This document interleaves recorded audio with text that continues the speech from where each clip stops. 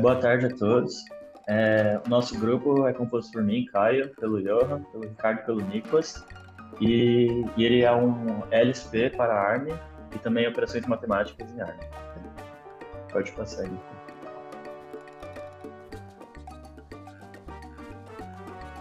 Então, a motivação para o nosso projeto é a dificuldade que muitos desenvolvedores têm em desenvolver em ARM. A gente percebeu isso durante o nosso curso de laboratório de processadores, que existe uma falta de suporte enquanto a gente está programando na linguagem. E a gente queria... Pode passar aí. E a solução que a gente quis dar é dar uma oportunidade aos programadores, aos estudantes, de entender melhor a linguagem por meio de um ferramental para o desenvolvimento. E a gente vê que é importante saber ARM não só no contexto da matéria de laboratório de processadores. Então a gente pode ver, por exemplo, aqui no exemplo da linguagem C, como está destacado aqui pelo triângulo, que enquanto a pessoa está debugando o código, também tem instruções da linguagem ARM que é importante a pessoa saber para entender os problemas que o seu código está apresentando. Então, a nossa solução ela é importante para todos os desenvolvedores, não só para quem vai desenvolver em ARM. Pode passar. E aqui, já mostrando um exemplo de uma ferramenta que a gente achou muito interessante em C, que é a ferramenta de hover. Então, quando o desenvolvedor passa o mouse em cima de uma função, ela mostra quais são os parâmetros que a função precisa e tem um breve resumo do que ela faz. A gente achou que essa função ela é muito interessante, ela é uma ferramenta muito útil para os desenvolvedores e a gente tentou, como a gente vai falar mais para frente, implementar ela para os desenvolvedores de ARM. Então, o que é um LSP? LSP é um protocolo de linguagem servidor usado como ponte entre o editor de texto ou a IDE do programador e a linguagem de servidor. Então, ela colocaria features como autocomplete, né? Então, conversão de código automático, highlight de sintaxe, code definition, no qual você clica na label, no símbolo, e ela iria para na definição, e hover, que mostraria um pop-up com informações da instrução. E aqui embaixo temos o diagrama de como essa comunicação é feita, por meio de notificações JSON. Então, na primeira linha, o IDE manda uma notificação para o servidor, mostrando o texto sendo aberto, e mais tarde o servidor também retorna com possíveis erros que ele encontrou na análise do código. Pode passar. Aí, então, a gente fez a implementação feita na linguagem Rust, e a gente vai partir agora com o Nicolas para a demonstração de painel Vim integrada na... Bom, e aí pessoal, vai aparecer aqui na câmera do Caio que a minha está quebrada. Então vamos lá. No nosso projeto, o desenvolvedor vai estar lá com o código ARM, que ele vai estar para mexer, um código que faz muitas coisas, ele vai estar mexendo. Então ele vai ter uma instrução de move, ele não necessariamente sabe o que faz, então ele vai querer saber, o que será que a move faz enquanto ele estiver codando, igual em C. Aí ele vai lá e vai fazer um hover. Antes de ele fazer o hover, ele não vai conseguir fazer o hover, porque isso não existe, porque a gente fez. Então ele vai ter que primeiro ligar a nossa solução. Então assim, ele ligou o nosso servidor, e agora ele consegue dar um hover, e aparecem textos sobre a instrução que ele quer usar. Esses textos que aparecem, eles falam vários tipos de endereçamento, tipo move immediate, move com register. Então ele consegue ver o que ele quer fazer e comparar com o que ele está fazendo. Quando ele tem um branch que vai para outro label, e ele tá perdido. Ele, caramba, cadê esse no label? Ele pode dar um go to definition, que se for um código de muitas linhas, vai direto para a definição do label, por exemplo aqui, foi para L1, ou aqui, vai para L4. Então, isso também vai ajudar ele no desenvolvimento de ARM. E assim como o Caio comentou, né, quando ele está debugando, tipo, entender assembly vai além de querer programar em assembly. Não é porque eles têm linguagens mais abstratas que entender assembly não vai ser útil para programação. Quando tem essa possibilidade de estudar o código e ver o que está acontecendo, ele consegue no debugger entender melhor o próprio código que ele está fazendo em C, por exemplo. Então agora eu vou mostrar aqui mais ou menos como que a gente fez isso. A gente fez isso em Rust. A gente escolheu usar Rust porque já existe um language server muito bom feito para o Rust, que chama Rust Analyzer. Ele é uma das referências em questão de servidor de linguagem. A linguagem foi toda construída em torno de ter essas boas ferramentas para o desenvolvedor. Então, aqui, por exemplo, eu posso fazer o mesmo hover que eu fiz em ARM, aqui nessa instrução que eu criei, por exemplo, ou instruct, e ele explica como funciona alguma estrutura. Eu posso dar um go to definition, por exemplo, em alguma instrução que eu uso. Aqui eu vou dar um go to definition. Ele também tem as mesmas funcionalidades que a gente implementou. Então, era bom que a gente tinha algo para buscar, assim, uma referência. Então, basicamente aqui a gente criou algumas estruturas para representar instruções. E a partir daí, a gente criou uma estrutura, que é um JSON, em que a gente representou as formas de codificação onde eu não estava aparecendo na tela. Um JSON. Na tela de vocês está aparecendo o quê? Nossa, tá muito atrasado. Bom, tá, agora apareceu o JSON aí. Caramba, tá muito lagado.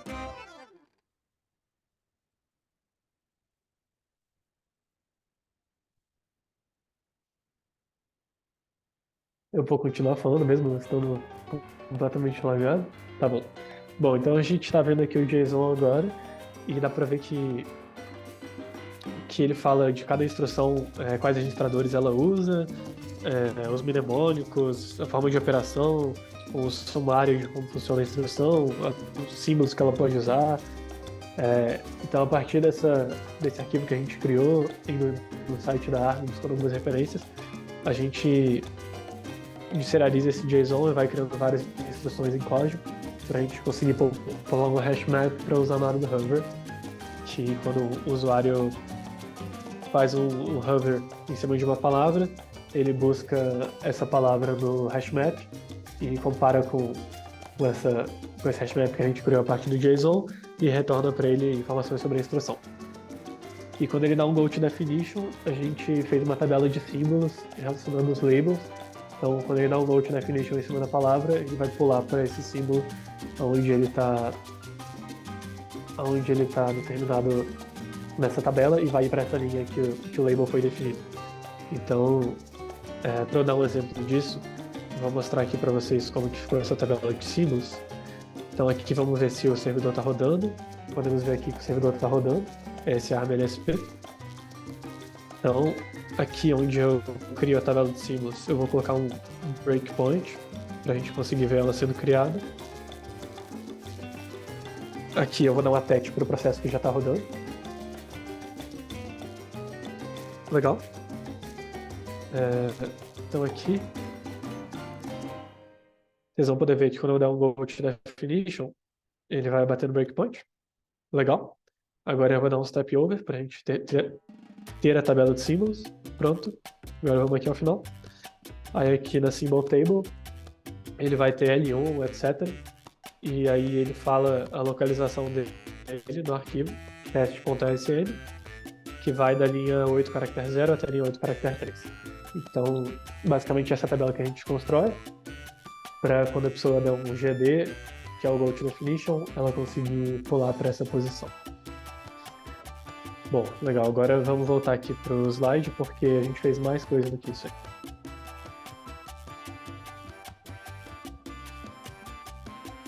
Rapidinho, Ricardo. Só uma outra coisa é que a gente fez a demonstração em Neovim, então a gente fez a integração aqui com a linguagem Lua, mas esse mesmo servidor, o executável, também poderia ser usado para VS Code ou outros editores de texto.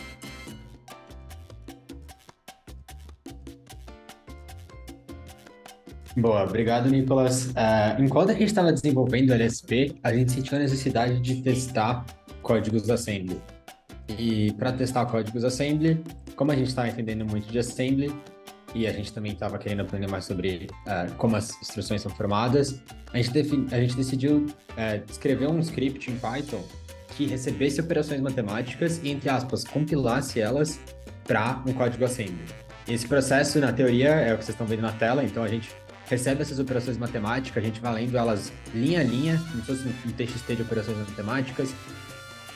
Daí a gente transforma cada linha nesse conjunto de tokens, igual vocês estão vendo, tipo, sei lá, A mais B vira name, mais e name. E depois a gente processa isso, a gente faz um parse disso para internamente ter uma ideia dessa árvore de como cada um desses tokens está interagindo com os outros tokens. E no final das contas a gente consegue sintetizar isso para chegar no nosso assembly, que é um assembly igual vocês conhecem. E, bem, essa é a teoria. Na prática, o que a gente tem é isso. Então, no lado esquerdo, o input do nosso script. Você pode definir variáveis, você pode fazer um if, você pode fazer soma, multiplicação, divisão, subtração, módulo, usar parênteses, o que você quiser. Tem até um operador ternário para fazer a mesma coisa que o else faria. E depois que você passa esse código para o nosso script, ele vai lá e devolve o que está aqui no lado direito da tela, que é o código em assembly em si. E, bem, como vocês podem ver, cada uma dessas variáveis meio que vira um registrador, e no final do script rodar, a gente consegue ter o resultado, entre aspas, resolvido de cada uma dessas variáveis. Agora, a gente pode mostrar um pouco como esse script funciona. Para isso, o Nicolas vai parar de compartilhar a tela, eu vou compartilhar a minha. Bora lá. Vou compartilhar minha tela inteira. Tá, legal. Vou lá para o meu VS Code. Aqui no meu VS Code, vocês podem ver o script inteiro que faz tudo isso está num único arquivo que a gente achou que seria mais didático assim, e a gente conseguiu simplificar bem ele, tem só 300 linhas, né, entre aspas só. Bem, para a gente conseguir construir isso, a gente usou essa biblioteca chamada PLY do Python. Ela é inspirada em outras ferramentas de construção de compiladores e foi portada para o Python. Ela tem dois componentes principais, o Lex e o Yak. O Lex transforma as nossas linhas de operações matemáticas em tokens, e o Yak pega isso, processa internamente e, no final das contas, cospe as instruções para a gente. Para a gente conseguir fazer tudo que a gente queria, a gente teve que definir algumas variáveis como se fosse para manter estado entre as linhas, a gente está processando linha a linha. Então, a primeira coisa, obviamente, vai ser o assembly, né, a instrução, resultado. A gente tem uma lista aqui de variáveis, de instruções do assembly, já vou mostrar para vocês como fica, mas, enfim, é uma lista de strings, construção.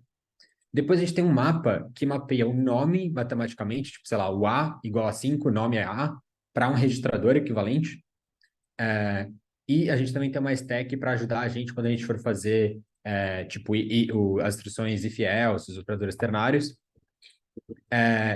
Como nem todos os registradores que estão em uso são registradores relacionados a nomes, a gente também teve que guardar uma lista de registradores que estão sendo usados internamente no momento, para a gente não acabar subscrevendo um registrador interno com um registrador que vai ser o output de algum nome que a gente está criando.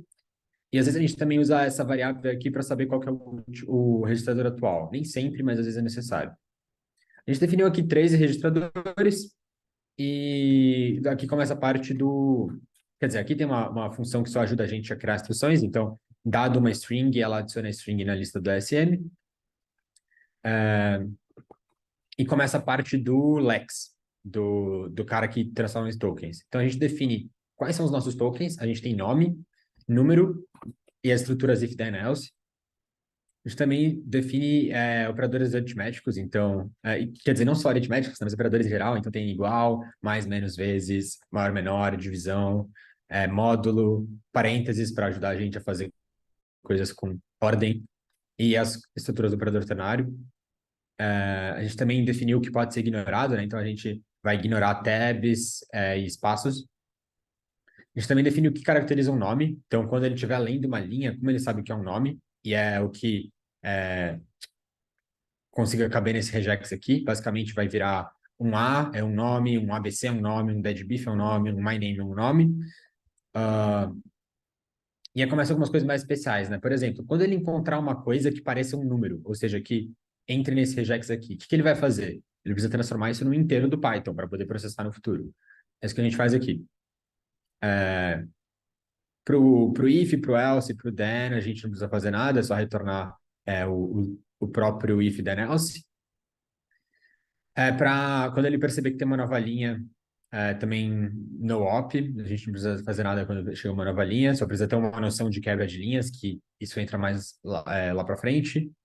E se tiver algum erro, ele vai soltar um erro no Python e vai subir um erro quando ele tentar compilar, e ele vai falar de onde veio o erro. A gente instancia aqui o tokenizer que vai seguir essas regras. E depois agora vem a parte de transformar todos esses tokens em códigos assembly, né?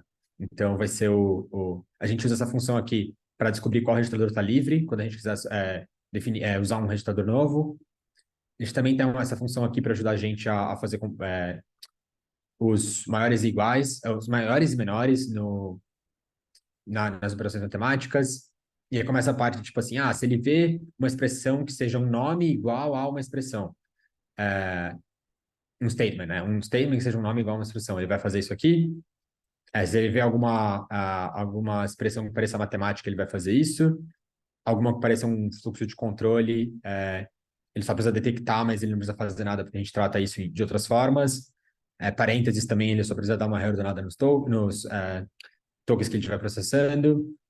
O número também é só reordenação, porque aí ele vai botar em evidência o número e não, enfim, o nome que ele tivesse lá dentro. E aqui também, se ele tiver o nome, ele tenta associar isso a um registrador, e se ele não conseguir associar isso a um registrador, ele solta um erro. Agora eu vou mostrar o código para vocês rodando no debugger. Aqui vocês podem ver que ele foi... e aqui, né, a main, você pode ver que ela vai processando linha a linha. Então, a primeira linha... deixa eu mostrar o código que a gente está usando para isso. Primeira linha, A igual a 8. Então, ele percebeu que era um número, ele está aqui processando o número. Se a gente voltar aqui para o debugger, vocês vão ver que ele está processando um 8 aqui. Ele associou o 8 ao registrador 0. E ele já criou a instrução move R0 no hashtag 8 para carregar o A no registrador R0 com o valor 8. Ele vai fazendo isso para as próximas, com o R1 e com o B, e com o valor 3, com o C, com o D. Aí aqui para o G, por exemplo, começam algumas coisas mais legais, né? Porque ele vai ter que... na verdade, o G já foi. Eu já deixei ele para pular no breakpoint, a gente chegou na parte do if, then, else. Então, quando ele entra numa questão de if, then, else, ele entra nessa função aqui para ajudar a gente a processar isso.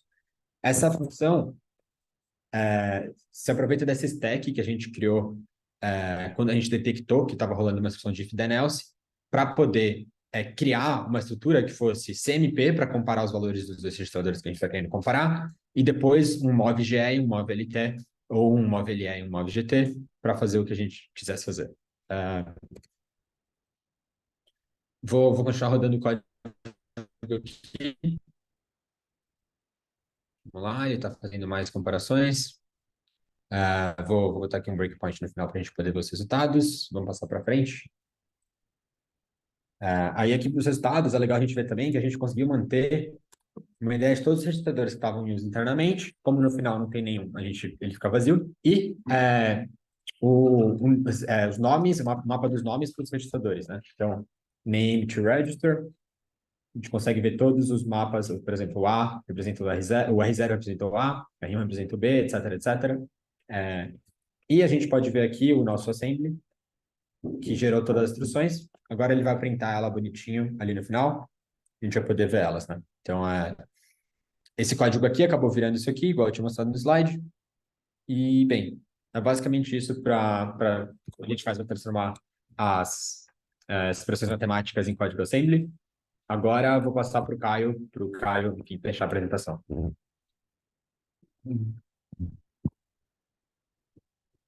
Eu acho que é isso, né, pessoal? Muito obrigado. Deem joinha no vídeo, se inscrevam no canal. Obrigado. Valeu, pessoal. Tchau, tchau.